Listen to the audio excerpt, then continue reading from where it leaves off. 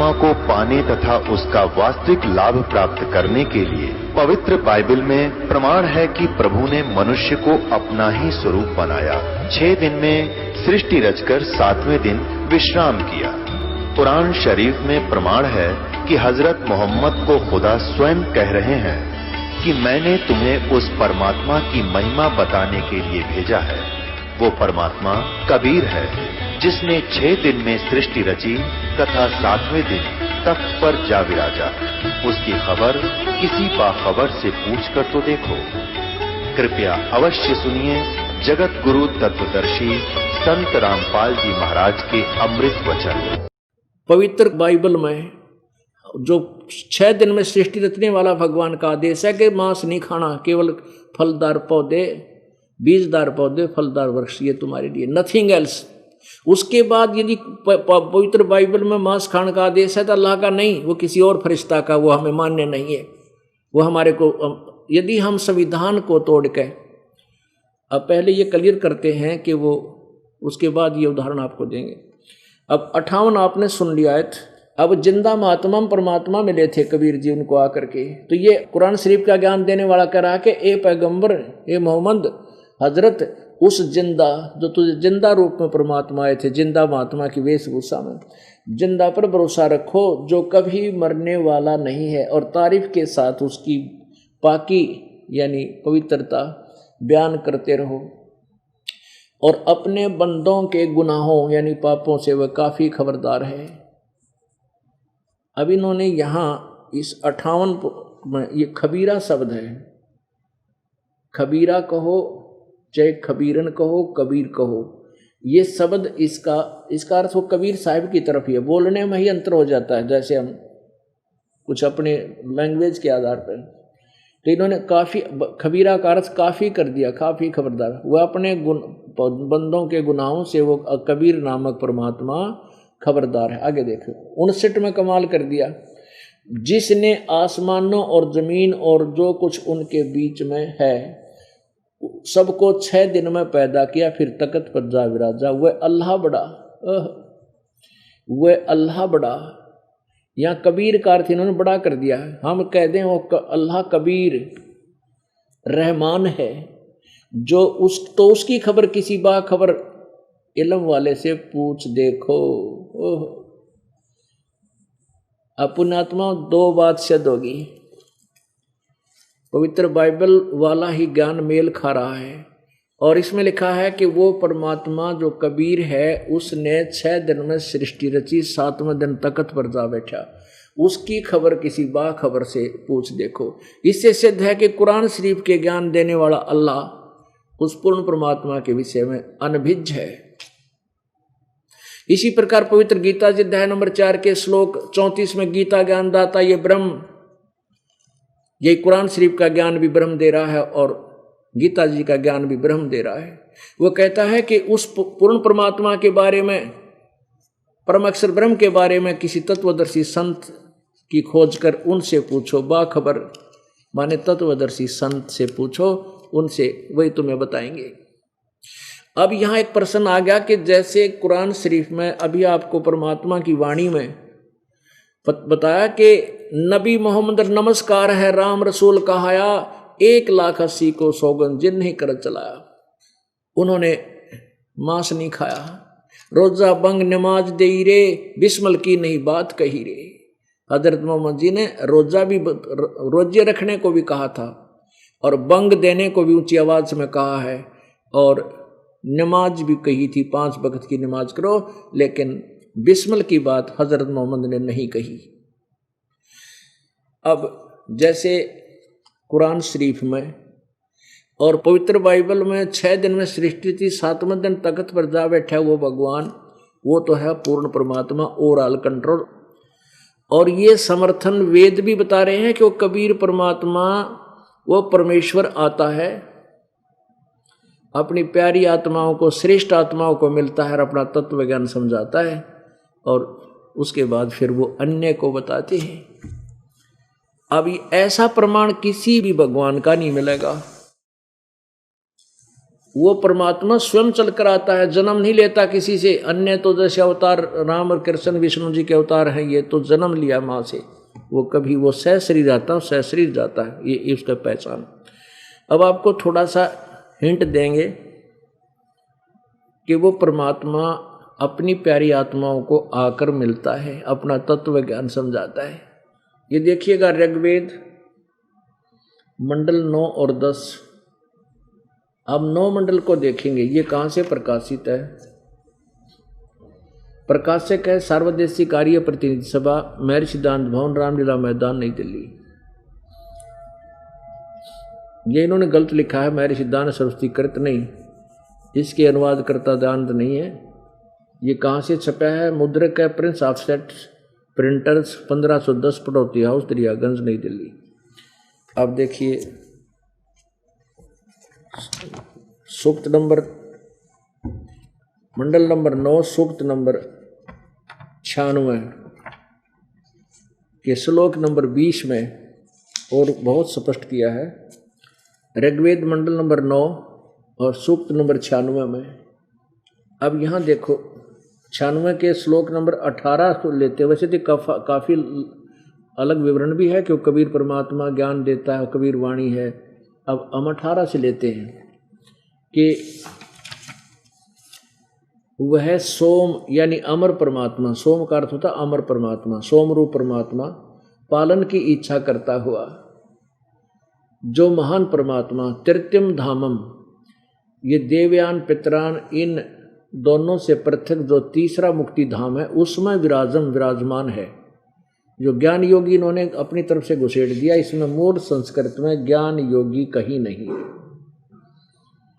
ऋषि मना ये ऋषि कृत सवरसा सहसर अणिथ पदवी कवि नाम तृतीयम धामम महिषी महिष शिष्य संत सोम विराजमानु राजती स्तूप। स्तूप माने होता है गुम्मज में, वो परमात्मा गुम्मज में और तीसरे मुक्ति धाम में विराजमान है। और अनुराजती प्रकाश करने वाला, अनुराजती माने सौ प्रकाशित है। और सतूप माने ये सतूप नहीं सटूप है, सतूप कहो चाहे सटूप कहो। तो सतूप का अर्थ है वो गुम्मज में विराजमान है, उस सफेद गुम्मज में, स्तूप माने गुम्मज में। तो कहने का भाव ये है कि वो आगे देखो इसके 20 श्लोक में ऋग्वेद मंडल नंबर 9, ऋग्वेद मंडल नंबर 9 सूक्त नंबर 96 का आपने 18 सुना, ये 19 है।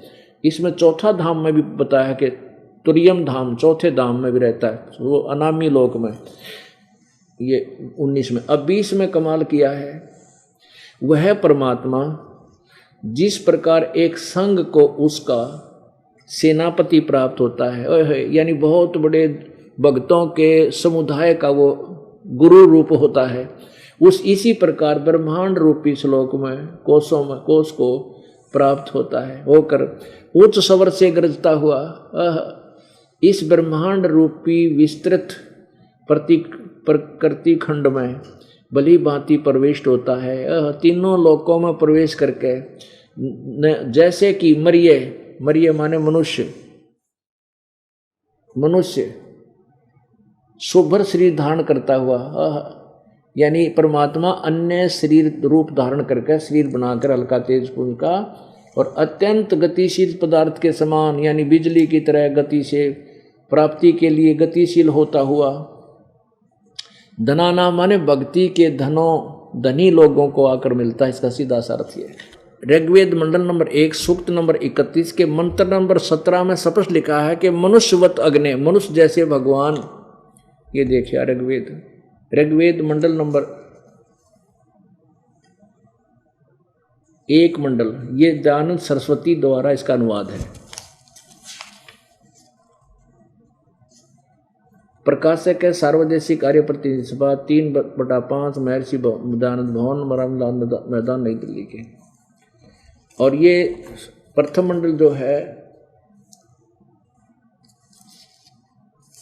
इसका पूरा भाष्य जो है महर्षि दयानंद ने किया है, हिंदी भाष्य मंडल नंबर 1 सूक्त नंबर 31 के और मंत्र नंबर 17 में आप देखेंगे सूक्त नंबर मंडल नंबर 1 सूक्त 31 का मंत्र 17। यहाँ देखिएगा मनुष्यवत अग्नि मनुष्यवद, ये तय बन जाता संधि छेद करने, मनुष्य, ये इन्होंने संधि छेद करके खुद, ये देखो मनुष्यवत, मनुष्यवत माने मनुष्य की तरह, मनुष्य जैसे, अग्नि माने परमेश्वर, अग्नि, अग्नि माने परमेश्वर। यहाँ इन्होंने अपने या बदल दिया सिद्धांत को, क्योंकि ये परमात्मा को साकार नहीं मानना चाहता था ये दयानंद, इसने अपनी अज्ञान थ्योरी बना करके शब्दों के अर्थों को घुमा दिया। अब इसका वास्तविक अर्थ क्या बनता है ये दास बताएगा। ये देखिएगा, ये वही है। सबसे पहले यही देखते हैं, ये ऋग्वेद मंडल नंबर 1 और सूक्त नंबर 31 का मंत्र 17। ये सारा संस्कृत है, इसका संधि छेद यहाँ पर मनुष्यवत अग्नि, अंगीरस्वत अंगीर है, यातिवत सदने पूर्वत सूचे अच यहाँ वहा दैव्यम जन्म आसाध्य बहिर्यच तप्रियतम। हे मनुष्यवत, हे मनुष्य के समान देहधारी अग्नि माने परमेश्वर, जैसे कि आप मनुष्य के समान, मनुष्यवत ये अंगीरशवत यानी अन्य तेजों में शरीर धारण करके मनुष्य के समान, तेजों में शरीर के समान देहधारी हो, अलका तेजों में शरीर धारण करके अपने शरीर को अर्थात अपने रूप को सरल करके प्रत्येक युग में अपने पवित्र सदने माने घर अर्थात ऊपर के सतलोक से आते हो। पूर्ववत पहले की तरह, जैसे मनुष्य के समान, जैसे मनुष्य प्रयत्न करके कार्य सिद्धि करता है वैसे ही आप मनुष्य के समान कार्य करते हो।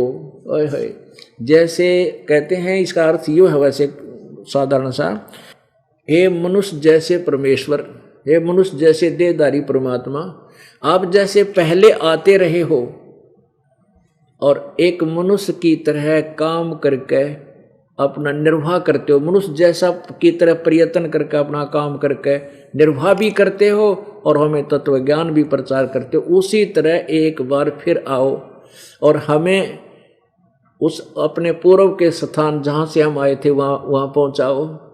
जैसे परमात्मा ने जुलाहे का एक काम किया, कपड़ा बुनते थे और परमात्मा थे, यही वेद प्रयत्न कह रहे हैं, स्पष्ट कर रहे हैं।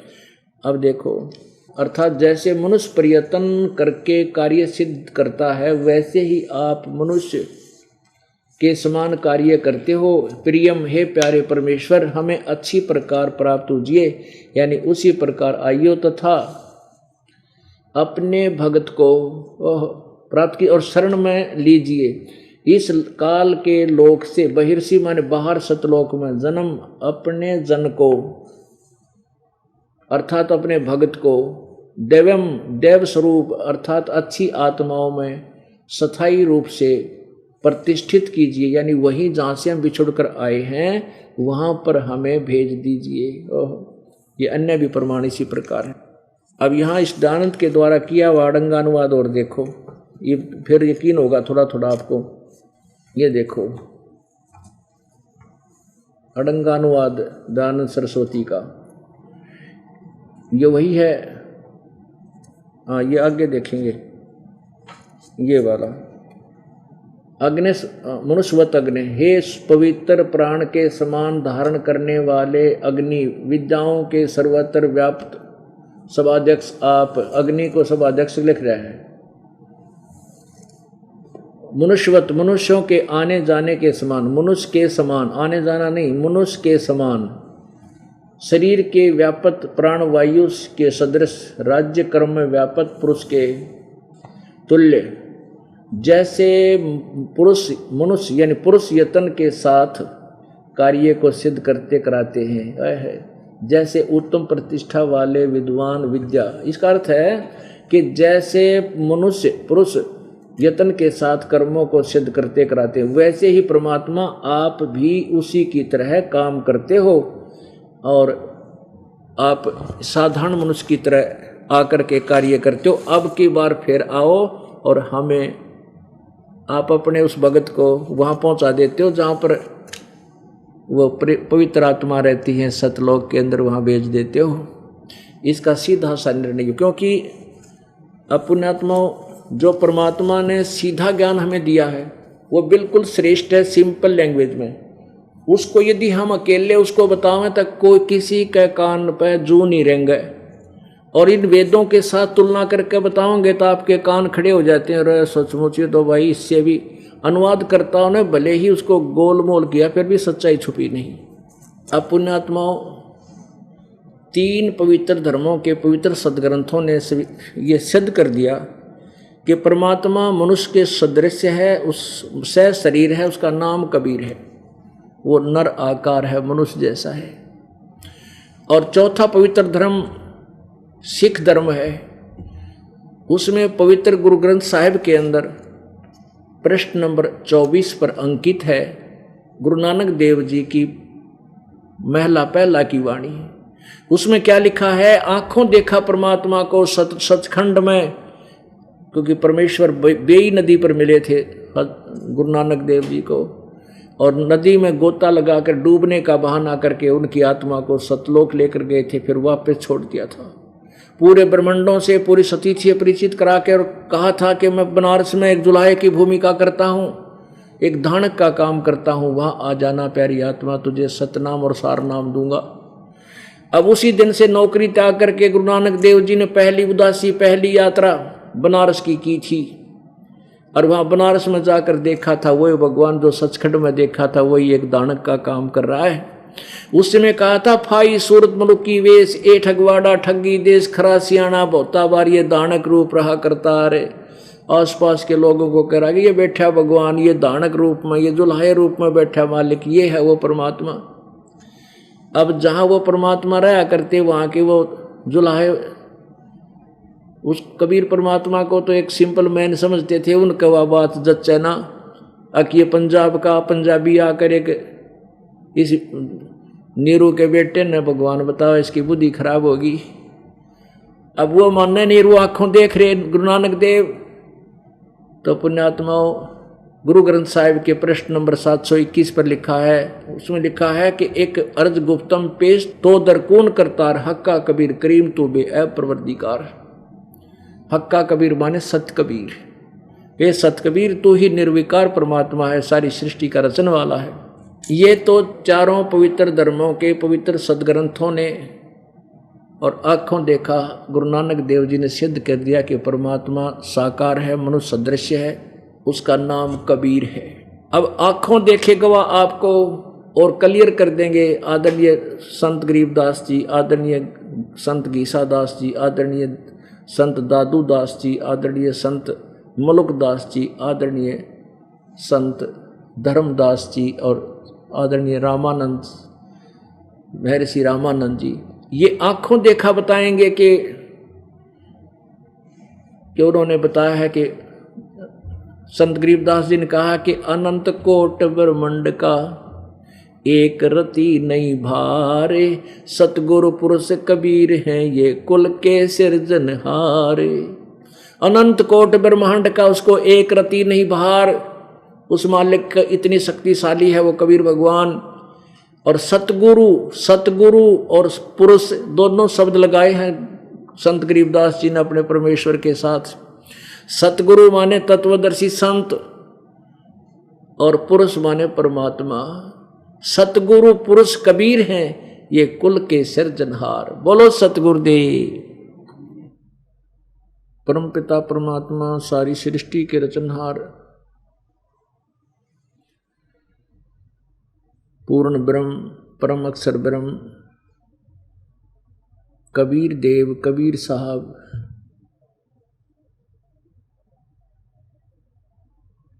हम कालजाल में फंसी हुई आत्माओं को जगाने के लिए आते हैं, अपने मूल स्थान सत्यलोक की जानकारी देने आते हैं। वो परमात्मा प्रत्येक युग में आकर के तत्व ज्ञान प्रचार करते हैं। परंतु काल के द्वारा दिए गए भ्रमित ज्ञान के आधार पर हम उस परमेश्वर को पहचान नहीं पाते, क्योंकि जो साधनाएं भगत जन ऋषि जन साधक करते थे उनसे परमात्मा प्राप्ति नहीं होती। क्योंकि गीता जी अध्याय नंबर 11 के श्लोक नंबर 47 और 48 में गीता ज्ञान दाता ये ब्रह्म काल स्वयं कह रहा है कि जो मेरा वास्तविक रूप है, क्योंकि 21 ब्रह्मांड का मालिक राम स्वामी प्रभु ये ज्योति निरंजन काल है, और सभी ऋषिजन देवता ये सभी साधक इस ब्रह्म की प्राप्ति का प्रयत्न करते रहे। उन्होंने साधना का कौन सा सहयोग दिया, कौन सा साधन अपनाया, जैसा कि यजुर्वेद अध्याय नंबर 40 के श्लोक नंबर 15 में वेद ज्ञान दाता ब्रह्म कह रहा है कि मेरा ओम नाम है, 15 और 17 में। और वो परमात्मा ऊपर गुप्त है, वो प्रोक्ष है, पूर्ण ब्रह्म। और मेरा ओम नाम है। ओम नाम का जाप काम करते करते सिमरन करो, विशेष कसक के साथ सिमरन करो। मनुष्य जीवन का मूल कर्तव्य जान करके ओम नाम का स्मरण करो। ये तो है वेदों में लिखा है। यही प्रमाण पवित्र गीता जी अध्याय नंबर 8 के श्लोक नंबर 13 में कहा है गीता ज्ञान दाता ने, क्योंकि गीता जी का ज्ञान ये ब्रह्म दे रहा है, और ब्रह्म ने इस ज्योति निरंजन काल ने श्री कृष्ण जी के शरीर में प्रवेश करके यो गीता जी का ज्ञान बताया। ये कह रहा है कि मेरा एक ओम मंत्र है, 8वें अध्याय के 13वें श्लोक में, ओम इति एक अक्षरम ब्रह्म व्यवहारन माम अनुसमरण ये पर्याति तजंदेहम स याति परमाम गतिम। मेरा केवल एक अक्षर ओम है, उच्चारण करके सिमरन करने का, और इसको अंतिम श्वास तक जो सिमरन करता हुआ शरीर त्याग कर जाता है वो मेरे वाली परम गति को प्राप्त होता है। एक तो इन साधकों ने ऋषियों ने वेदों को पढ़ा, उसमें देखा कि ओम नाम ही एक जाप है। वेदों से ओम नाम का जाप उन्होंने साधना के लिए सेलेक्ट कर लिया, चुन लिया। दूसरी तरफ ये काल भगवान अपना भ्रमित ज्ञान भी साथ साथ प्रचार करता रहता है, करवाता रहता है। जिसमें ब्रह्मा जी कमल के फूल पर सचेत हुए, क्योंकि इनको अचेत करके रखा जाता है, ये युवा अवस्था में थे, और ये कमल के फूल पर विराजमान होकर के इसने देखा सब और जल ही जल है, तो ब्रह्मा जी ने आप ही बताई कि फिर मैं नीचे उतरा, कहीं पर भी जल का और छोर मुझे नहीं मिला। तब मैं कमल के फूल पर फिर विराजमान हो गया। तो मैंने सोचा मेरा क्या कर्तव्य है, मैं कैसे उत्पन्न कर दिया, यहाँ सारी चारों ओर जल ही जल है। उसी समय आकाशवाणी हुई कि तप करो तप करो। ब्रह्मा जी कहते हैं मैंने 1000 वर्ष तक तप किया। फिर आकाशवाणी हुई कि अब सृष्टि करो। अब ये तप करने का जो आदेश है ये है ब्रह्म का, ज्योति निरंजन का, काल का। ये शास्त्र विरुद्ध साधना है, पवित्र वेदों और पवित्र गीता जी में वर्णित नहीं है। और जो साधना पवित्र वेदों में और पवित्र गीता जी में वर्णित नहीं है वो साधना मनमाना आचरण है, जिसके विषय में पवित्र गीता जी अध्याय नंबर 16 के श्लोक नंबर 23 में कहा है कि शास्त्र विधि को त्याग कर जो मनमाना आचरण करते हैं उनको न तो कोई सुख होता है, न उनकी गति होती है, और न ही उनका कोई कार्य सिद्ध होता है, न कोई सिद्धि होती है।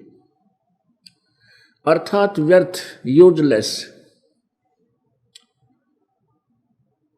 अब ब्रह्मा जी ने तप करने का जो आदेश मान लिया, ये सोच करके ये परमात्मा की आकाशवाणी है, प्रभु का आदेश है। ये पूर्ण परमात्मा का आदेश नहीं था, ये ब्रह्म ज्योति निरंजन का जाल था। तो इसी आधार से ऋषियों ने और देवताओं ने अब ये दोनों खिचड़ी ज्ञान मिला लिया। ओम नाम का जाप भी करने लगे, फिर हठ योग करके तपस्या करने लगे, समाधिस्थ होने लगे। अब समाधि दशा में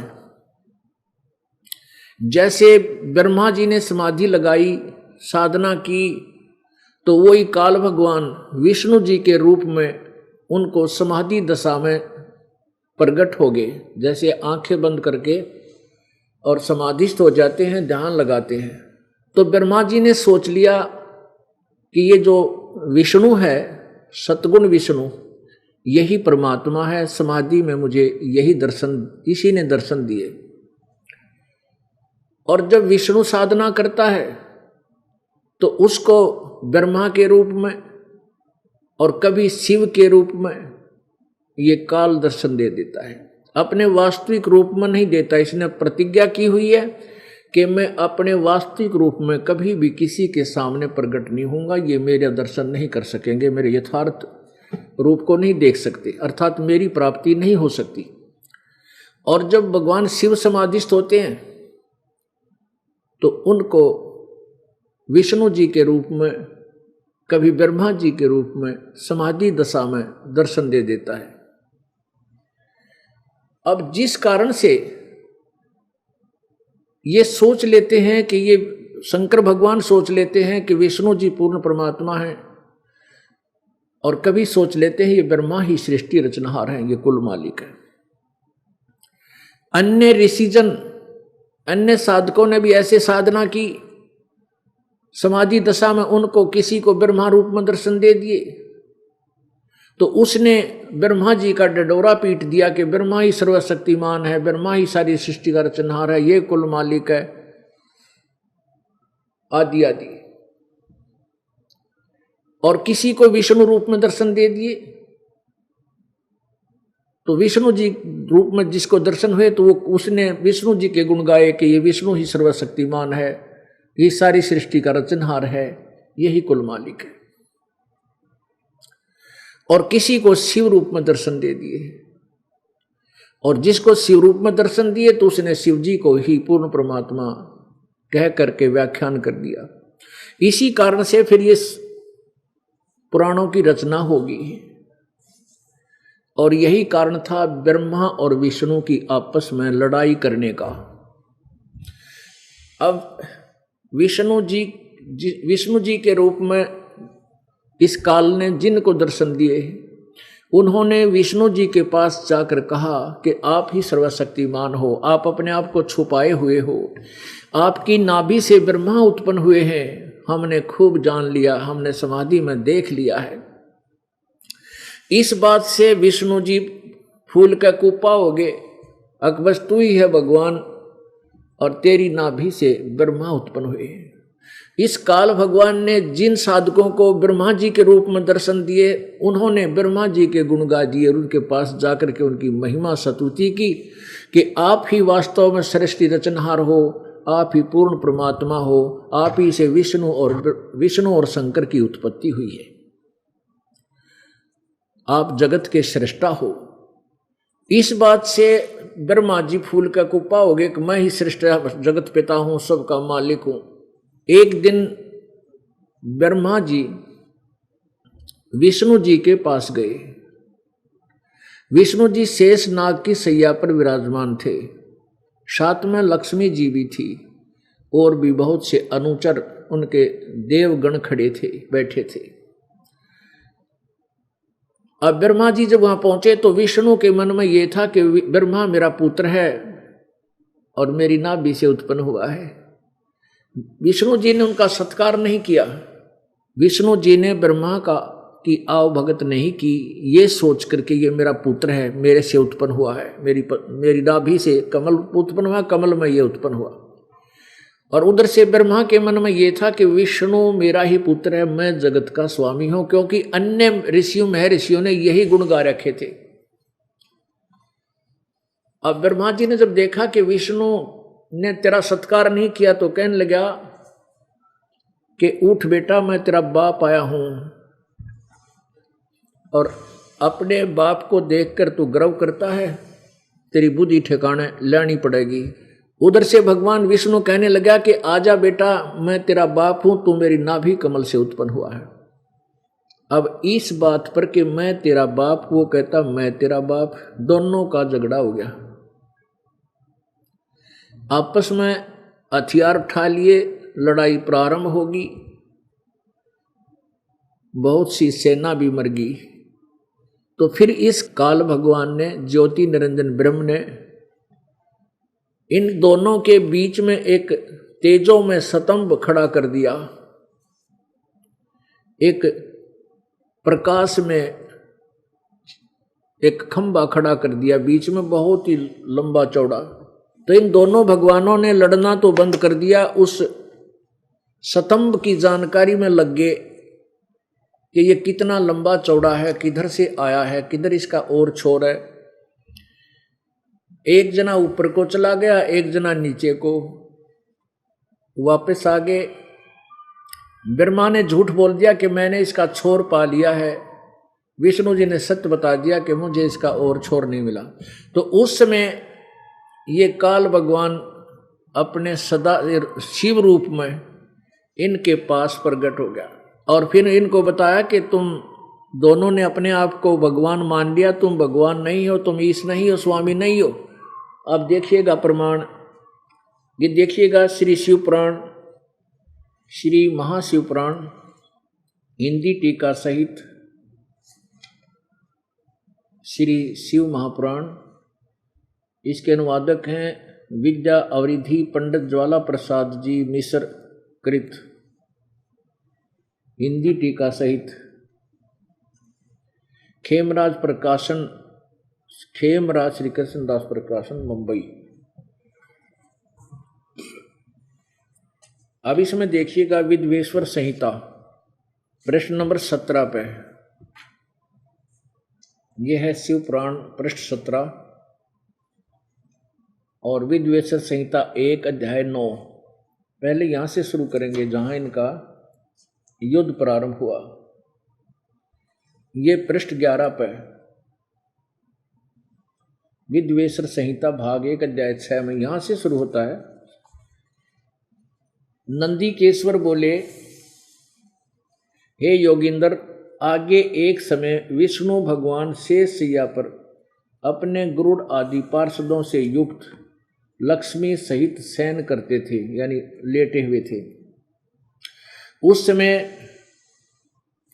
ब्रह्म ज्ञानियों में श्रेष्ठ ब्रह्मा जी अपनी इच्छा से वहां आए और सब प्रकार सुंदर सेज पर शयन करते हुए कमल लोचन विष्णु जी से पूछने लगे,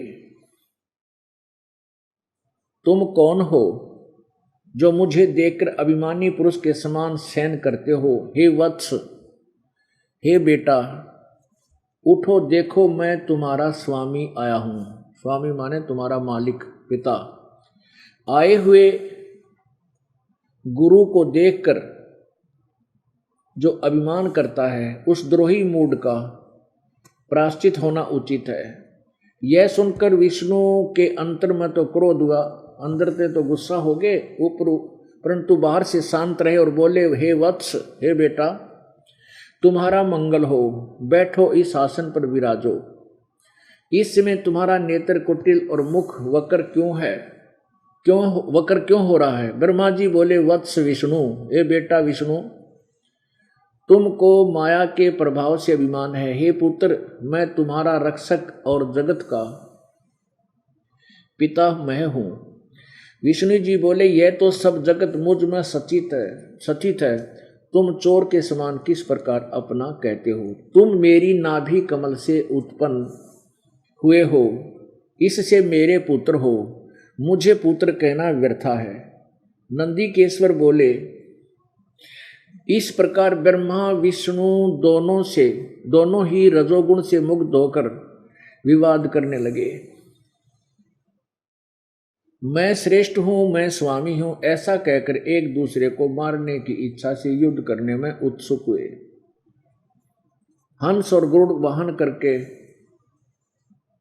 सतीथ हो ये दोनों देव युद्ध करने लगे। तब ब्रह्मा और विष्णु के वाहन गण भी युद्ध करने लगे। तब संपूर्ण देवता विमानों में बैठकर उस महा अद्भुत युद्ध देखने को चले आए और आकाश में उनके ऊपर फूल बरसाने लगे। जय हो इन देवताओं की। अब देखो पुण्यात्माओं, ये अपने सदग्रंथ, अपने भगवान जिनको हम सर्वस्वा और भगवान मान्या करते थे, ये बालका की तरह लड़ाई कर रहे हैं, जैसे तीसरी चौथी कक्षा के बच्चे लड़ा करें। एक कहता मैं तेरा बाप, वो कहेगा मैं तेरा बाप, दोनों मुक्का वो उसके गिरेबान पकड़ ले। और फिर अध्यापक के पास जाते हैं। अध्यापक पूछता भाई क्यों, क्या झगड़ा तुम्हारा? वो नो कह जी यूँ ने बोला मैं तेरा बाप।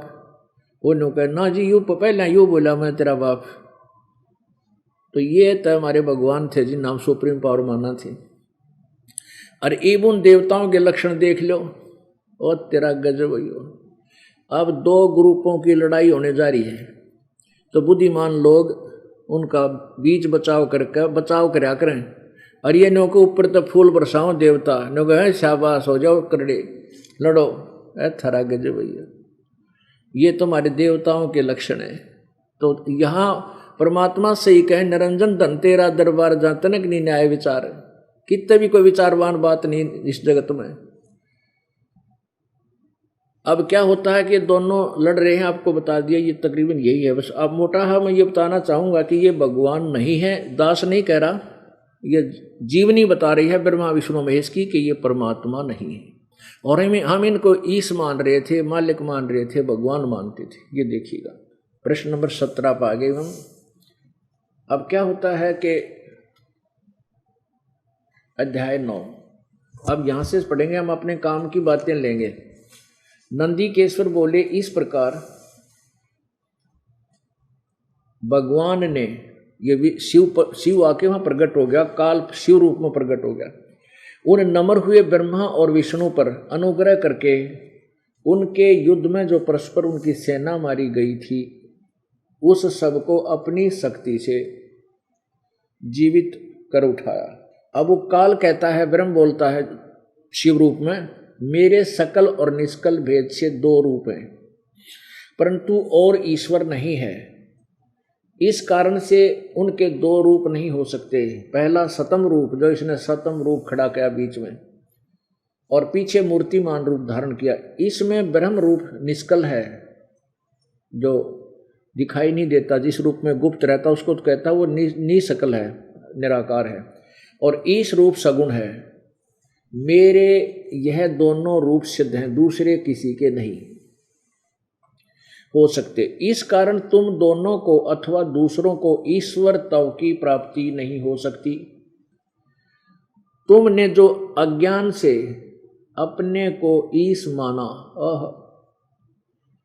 अब तुमने अपने आप को स्वामी भगवान मान लिया, ब्रह्मा और विष्णु, यह बड़ा ही, काल कह रहा है कि तुमने जो अज्ञान से अपने को ईश यानी भगवान माना, यह बड़ा ही अद्भुत हुआ। उसके दूर करने को ही मैं रण स्थान में आया। अब तुम अपना अभिमान त्याग कर मुझ ईश्वर में अपनी बुद्धि लगाओ। मेरे प्रसाद से लोक में सब अर्थ प्रकाश करते हैं। अब आगे क्या कहता है, मैं ही परब्रह्म हूं, मेरा ही कल अकल रूप है। ब्रह्म होने से मैं ईश्वर हूं। अनुग्रह आदिक ही मेरा करते हैं। सर्वव्यापी होने से और जगत के वर्धक होने से मैं ब्रह्मा हूँ। हे ब्रह्म केशव, क्षमता और व्यापक होने से मैं आत्मा हूँ, आदि आदि। मैं इस सब का ईश हूँ। यह मेरा है, मेरे सिवा किसी दूसरे का नहीं है। प्रथम तो ब्रह्म तत्व ज्ञान के निमित्त निष्कल रूप ब्रह्म का प्रादुर्भाव हुआ। अब आगे देखो 18 पे, यहाँ देखिएगा, ये काल कह रहा है पुत्रो, यह कृत आपने तप से प्राप्त किया है। अब देखो क्या कहा है, जैसा कि आपको बताया था कि काल ने आकाशवाणी की, ब्रह्मा ने 1000 वर्ष तक तप किया और फिर कहा सृष्टि करो। फिर इसके बाद फिर विष्णु ने तप किया कोई 1000 वर्ष तक, फिर शिव ने तप किया। तो इन सब को इन्हीं की तपस्या के प्रतिफल में इनको यहाँ के एक एक विभाग प्रदान कर दिए। अब ये क्या कह रहा है कि ये जो तुमने करते, जो डिपार्टमेंट, जो विभाग आपने प्राप्त किए हैं, रजोगुण विभाग ब्रह्मा ने और सतोगुण विभाग विष्णु ने और तमोगुण विभाग महेश ने, शंकर ने, शिव ने, कहते ये मैंने प्रसन्न होकर तुम्हें दिया है, लेकिन ये तुम्हारी तपस्या का ही परिणाम है। तप से राजमदमानम और जन्म तीसरे सुकर सवानम। अब काल ने तो यहाँ अपना उल्लू सीधा करना था, इन जीवों को भ्रमित करके यथार्थ ज्ञान नहीं देना चाहता। ये चाहता है कि यहाँ ये तपस्या आदि करें, इससे इनको राज्य प्राप्त हो जाए, राज्य प्राप्त करके ये नरे खोटे कर्म करें और फिर 84 लाख योनियों में इनके इतने पाप इकट्ठे हो जाएं कि फिर कई जन्मों तक ये 84 लाख योनियों में भ्रमित रहें। तो काल तो चाहता है कि इस प्रत्येक प्राणी को इतना ज्ञान भर दूं, इतना ज्ञान दे दूं कि ये परमात्मा से दूर हो जाए। और परमेश्वर का प्रयत्न ये रहा है कि मैं अपनी सतिथि को यहाँ बनाए रखूं और ये प्राणी नास्तिक होने से बचे रहें। वो परमात्मा इसलिए समय समय पर आकर के साधु रूप, संत रूप बना करके, गुरु रूप बना करके अपनी प्यारी आत्माओं को मिलते हैं, अपनी वास्तविकता से परिचित कराते हैं, फिर उनमें भी सिद्धियां दे देते हैं, शक्ति दे देते हैं, फिर उनसे भी ऐसे कुछ ईश्वरीय शक्ति प्रकट होने लग जाती है जिससे जगत फिर परमात्मा को चाहने लग जाता है। तो काल का ये जाल परमात्मा ने आकर के हमारे सामने प्रत्यक्ष किया है, समझाया है। अब यहां देखो क्या कहते हैं कि ये तुमने जो ये 2 विभाग प्राप्त किए हैं, ये अपनी तपस्या से ही किए हैं। ये देखिएगा इसी शिवपुराण में रुद्र संहिता, ये शिवपुराण पृष्ठ 17 पुराण वही है, ये विद्वेश्वर संहिता के बाद रुद्र संहिता अध्याय 6 का पृष्ठ नंबर 17 पे यह स्पष्ट किया है।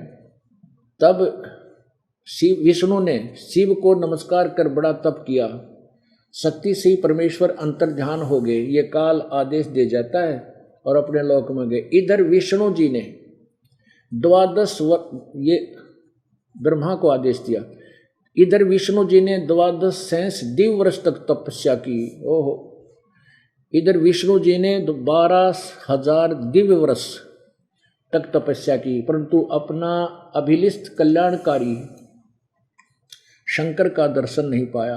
ओए है अपुण्यात्माओं, अब क्या बताना चाहता था ये दास कि जो साधना इन ऋषियों ने, देवताओं ने की, परमात्मा प्राप्ति नहीं हो सकती उस साधना से। अब ये काल ब्रह्मा विष्णु को क्या समझा रहा है ये देखिएगा।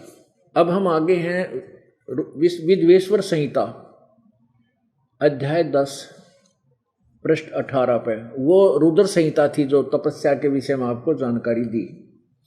ये काल कहता है, हे पुत्रो, यह कृत आपने तप से प्राप्त किया है, जो कि सृष्टि, उत्पत्ति और पालन कहता है, जो मैंने प्रसन्न होकर तुम्हें दिया है। इसी प्रकार से दूसरे को 2 कृत रुद्र और महेश को प्रदान किए हैं, परंतु अनुग्रहकृत कोई भी पाने में समर्थ नहीं है। सो पूर्व के कर्म तुमने समय से विसार दिए थे, रुद्र और महेश ने उन्हें भुलाया नहीं। अपुण्यात्माओं, इन भगवानों की जीवनी में ही आपको बहुत कुछ ज्ञान हुआ, जो परमात्मा कबीर जी पहले ही बताया करते थे। 3 गुणों की भक्ति में ये भूल पड़ो संसारे, कह कबीर निज नाम बिना भाई कैसे उतरो पार। 3 गुणों, रजगुण ब्रह्मा, सतगुण विष्णु, तमगुण शिव जी की साधना में ये सब भूले पड़े हैं। और सतनाम निज नाम के बिना तुम्हारी कैसे कल्याण होगा, तुम पार कैसे होगे। अब जो सिद्ध करना चाहता था ये दास कि ब्रह्मा और विष्णु और शिव, इनसे अलग एक और शक्ति है जो काल है। और वही जैसे इस शिव पुराण के रचयिता ने जब अपनी साधना की तो उस काल भगवान ने इसको शिव रूप में दर्शन दिए। तो शिव पुराण के लेखक ने भगवान शिव को पूर्ण परमात्मा मान लिया। और साथ में फिर ये भी लिखना पड़ा कि वो, क्योंकि जो आदेश जो वो बोला गया था शिव के द्वारा, उसको ज्यों का त्यों लिपिबद्ध करना पड़ा। किसने? व्यास जी ने। वेद व्यास जी के कुछ तो अपने विचार हैं पुराणों में, अन्यथा अधिकतर उसने वही लिखा है जो किसी की वार्ता हुई है, जैसी भी हुई है। तो इसमें यह सिद्ध हो गया कि ब्रह्मा और विष्णु और रुद्र और शिव महेश, इनसे अलग एक और शक्ति है जो यहां शिव रूप में प्रकट हुआ था। जो ब्रह्मा और विष्णु का युद्ध हुआ उस समय जो लीला की उसने शिव रूप में प्रकट होता है। ऐसे ही कहीं और किसी की का ऐसे हो जाता है तो वहां किसी को शिव रूप में, विष्णु रूप में दर्शन दे देता है, तो वो विष्णु को ही परमात्मा मान बैठते हैं। किसी को ब्रह्मा रूप में दर्शन दे देता है, वो ब्रह्मा को परमात्मा मान बैठते हैं। लेकिन ये काल अलग है जो महाब्रह्मा, महाविष्णु, महाशिव रूप धारण कर लेता है। मिलते जुलते रूप होते हैं इनके। और दूसरा ये सिद्ध हो गया कि ब्रह्मा विष्णु ये कंप्लीट गॉड नहीं है, ये पूर्ण परमात्मा नहीं है। इनका भी जन्म और मृत्यु होता है। पुण्यात्मा, ये सत्संग स्थल ऐसा सामूहिक स्थल है कि इसमें पहली कक्षा के बच्चे भी आए होंगे जो आज ही नाम लेने आए हैं, कुछ ज्ञान समझा है। अब वो ये सोचेंगे कि ब्रह्मा विष्णु महेश नासवान है, ये तो हमने कभी पढ़ा नहीं। इस सतलोक आश्रम में यही पढ़ाया जाता है। सदग्रंथों के गूढ़ रहस्य रूबरू कराए जाते हैं पुण्यात्माओं को, और तब इनको विश्वास हो जाता है। इसी कारण से दिन दोगुनी रात चौगुनी प्रोग्रेस हो रही है भक्तों की वृद्धि में। अब बुद्धिमान समाज है, आंखों देखकर प्रमाणों को तुरंत भागा आता है और साथ में 10 पाँचों को और लाता है, अपने मित्रों को, परिवारजनों को, कि आ जाओ, लुट गए, रह गए पीछे, पछताओगे फिर। अब देखिएगा, ये श्री देवी पुराण गीता प्रेस गोरखपुर से प्रकाशित है। देवी पुराण केवल हिंदी, संपादक है हनुमान प्रसाद पोदार, चिमन लाल गोस्वामी। ये कहाँ से प्रकाशित है? प्रकाशक में मुद्रक है गीता प्रेस गोरखपुर, गोविंद भवन कार्यालय कोलकाता का संस्थान। तीसरे स्कंद में, तीसरा स्कंद पृष्ठ 123 पर अब विष्णु जी अपनी माता दुर्गा की महिमा गा रहे हैं। तुम शुद्ध स्वरूपा हो, यह संसार तुम ही से उद्भासित हो रहा है। मैं विष्णु, मैं ब्रह्मा और शंकर, हम सभी तुम्हारी कृपा से विद्यमान हैं। हमारा आविर्भाव अर्थात जन्म और तिरोभाव अर्थात मृत्यु हुआ करता है। केवल तुम ही नित्य हो, जगत जननी हो, प्रकृति और सनातनी देवी हो। भगवान शंकर बोले, देवी, यदि महाभाग विष्णु तुम ही से प्रकट हुए हैं तो उनके बाद उत्पन्न होने वाले ब्रह्मा भी आप ही के बालक हुए, तुम्हारे ही बालक हुए। फिर मैं तमोगुणी लीला करने वाला शंकर क्या तुम्हारी संतान नहीं हुआ? अर्थात मुझे भी उत्पन्न करने वाली तुम ही हो, तुम ही हो। शिवे संपूर्ण संसार की सृष्टि करने में तुम बड़ी चतुर हो। इस संसार की सृष्टि, स्थिति और संहार में तुम्हारे गुण सदा समर्थ हैं। उन्हीं तीनों गुणों से उत्पन्न हम ब्रह्मा विष्णु एवं शंकर नियमानुसार कार्य में तत्पर रहते हैं। अब पुण्यात्माओं, इससे ये भी सिद्ध हो गया कि ब्रह्मा विष्णु महेश अविनाशी नहीं है, ये स्वयं स्वीकार करते हैं और इन्हीं की जीवनी में लिखा है। दास केवल पढ़कर सुना रहा है।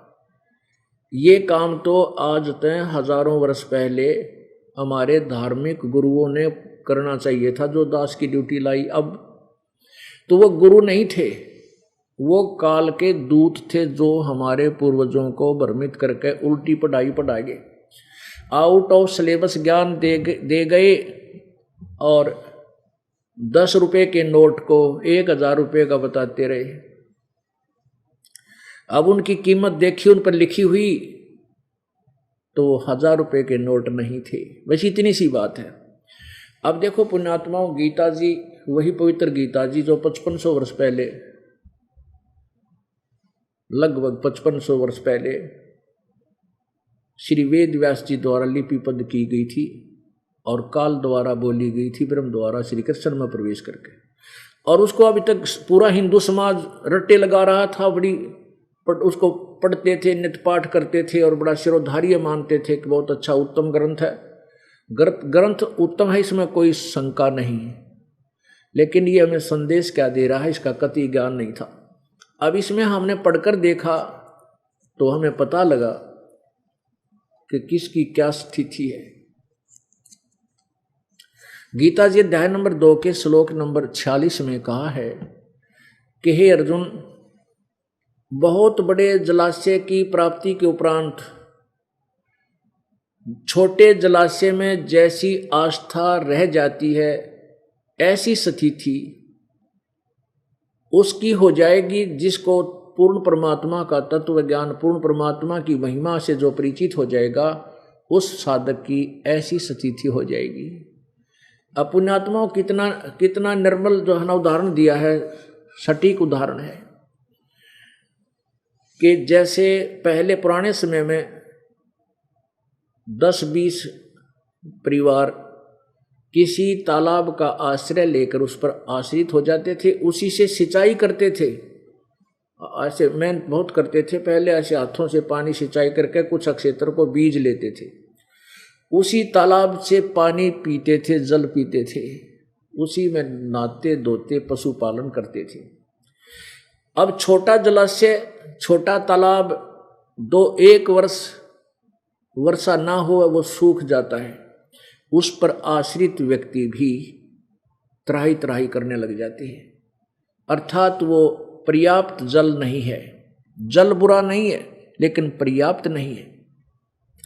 फिर ये बताया कि उस तालाब के स्थान पर एक बहुत बड़ा जलाशय प्राप्त हो जावे, एक बहुत बड़ी लेक, बहुत बड़ी झील, जिसमें 10 वर्ष भी वर्षा ना हो तो भी जल समाप्त ना हो, और उन परिवारों को वो जलाशय नजर आ जा तो ठाक अपने सारे गुदड़गा बेना और वहाँ जा बैठेंगे उसके किनारे, वो छोड़ देंगे उस छोटे जलाशय को, तुरंत त्याग देंगे।